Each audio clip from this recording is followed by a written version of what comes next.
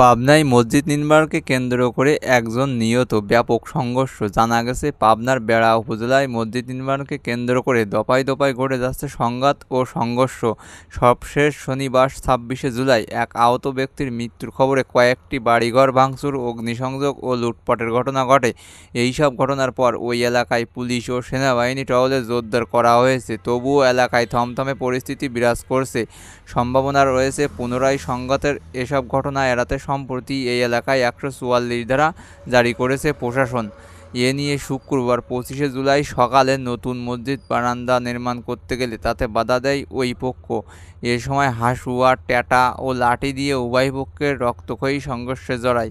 এতে উভয় পক্ষের অন্তত ৩০ জন আহত হন। সবশেষ শনিবার হাদিস নামে একজনের মৃত্যুর খবরে ওই এলাকায় ৪-৫টি বাড়িতে ভাঙচুর, লুটপাট ও অগ্নিসংযোগের ঘটনা ঘটে। আর বন্ধুরা, এমন তথ্য পেতে আমার চ্যানেলটা সাবস্ক্রাইব করতে পারো, আর ভালো লাগলে শেয়ারও করবে। ভালো থাকো।